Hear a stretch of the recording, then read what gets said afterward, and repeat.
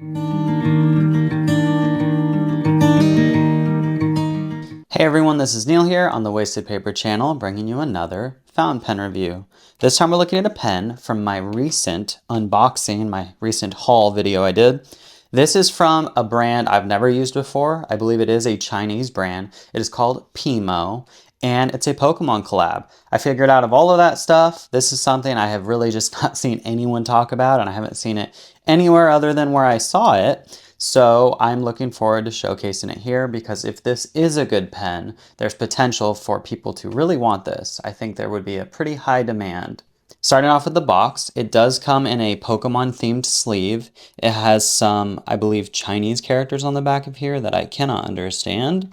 And this right here, I guess, would be their brand name. It's just spelled in a unique way. But anyways, underneath that first sleeve, you get a thing that says Blooming Pokemon, and it shows the different Pokemon that this can come in. Except it does show Eevee here. That is not one of the options, at least not anywhere I have seen. On the inside, you have your pen. You have what looks to be a black ink cartridge. Oh, you have two of them. I didn't expect that. Yeah, this should be black. And it comes with a Bulbasaur pen, depending on the Pokemon you get. Obviously, that's who would match. I went with the Bulbasaur.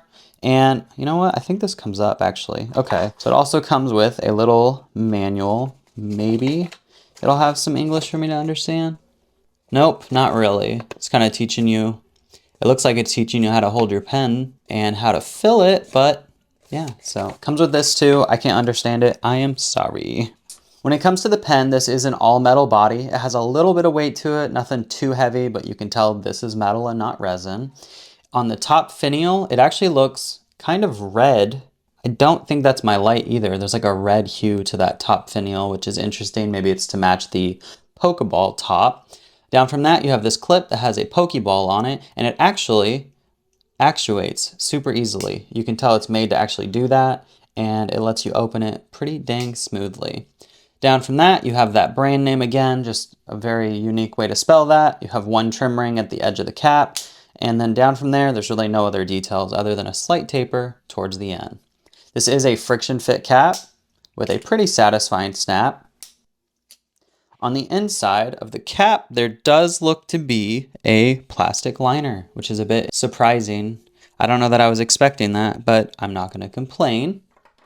The grip section itself is metal. It tapers towards the end with a slight flare out at the end. It's just got like this round bit that kind of keeps you there.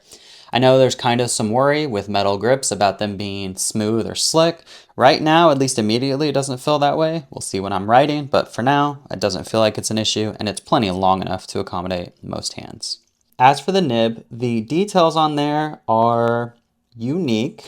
It almost looks like antlers towards the top, and then that same like face logo, this, right in the center of the nib. Kind of hard to tell and make out, but I believe that's what it is. It says SEF underneath that. Not sure what that means. Maybe soft extra fine. I don't know, but we will see when I go to write with it. And it's paired with a plastic feed. Also, when you unscrew the pen, it does come with a converter already installed on the inside. And for the last detail, for those curious if it posts, it does post, and it posts very securely. And it actually posts pretty much where you want it. You always kind of want the cap to meet the body right at that bridge of your hand, and this does that really well. It even goes a little bit forward in my hand, so I think you'll be very happy if you like to post your pen. When it comes to my ink pairing, I was looking for Luna Moth by Underwhelming, and I can't seem to find where I put it. So I'm going to be using Queen Alexandra's Birdwing Butterfly Green. Underwhelming is a small company in America that makes inks, and I really do like the people behind it. I've met them at shows, and they're just great people, so I'm going to be using this ink. As for the paper choice, as always, I'm going to be going with my B7 Tranex notebook. This is from the Paper Mine, and my leather cover on here is from Long Road Leather. You can find links for this and everything I talk about in the video in the description down below.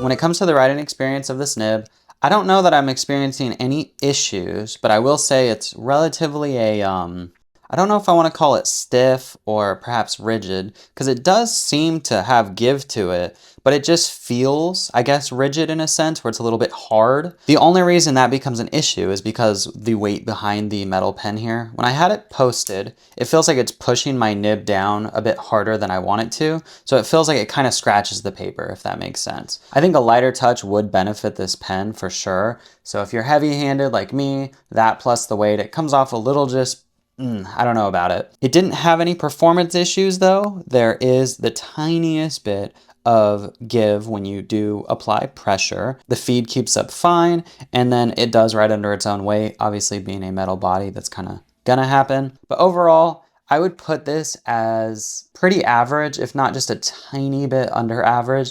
It's not that it's a bad performer in any ways. I just can tell you, you really want to be light-handed with this. It just feels like it almost gets a little scratchy. And the nib, I think, does fall under EF. Here it looks a little bit broader. That's because this paper kind of expands your nib size. But no, I think this is an EF nib, which isn't my preferred size to begin with, so take what I said with a grain of salt. I don't normally prefer EF, and this kind of feels like that. When it comes to my size comparison, I'm actually going to use a different pen here than I normally do. So I have a Lamy Safari LX. I could have used an All-Star. And then I have the Kino from the Dominant Industries like fountain pen brand they created.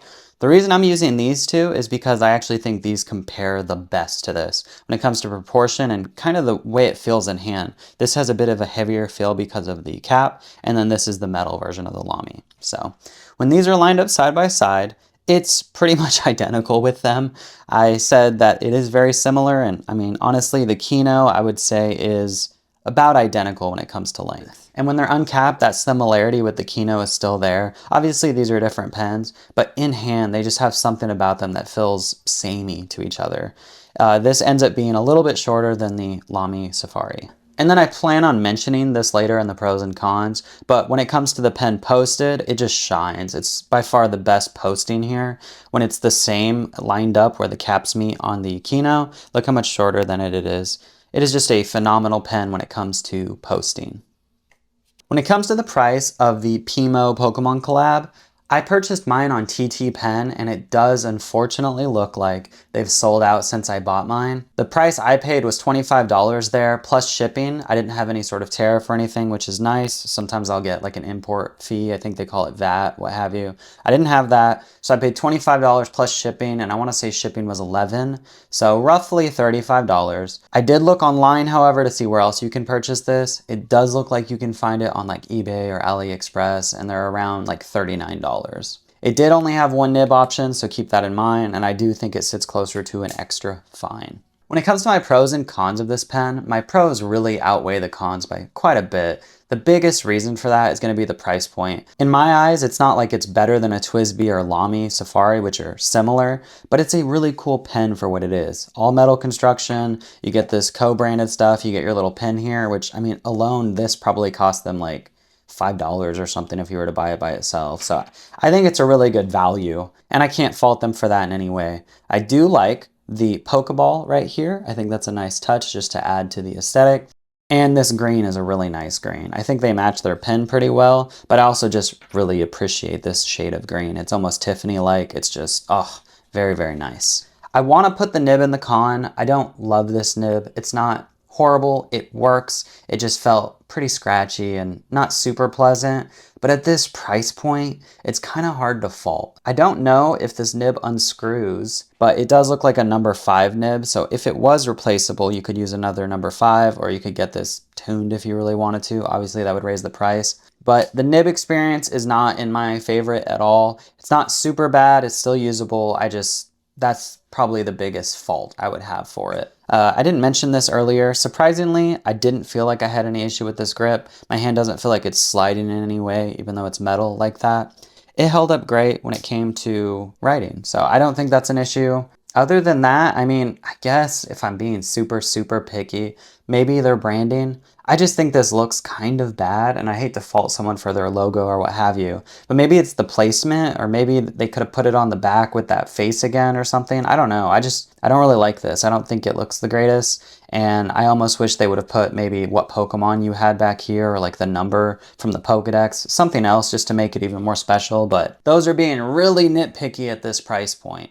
All that being said, that's kind of everything on my opinion of the Pimo Pokemon collaboration. If you enjoyed this video, please hit that like button. And if you want to see more content like this, please hit that subscribe button. And if you hit that bell notification, you'll be notified every single time I upload a new video. And as always, thank you for watching.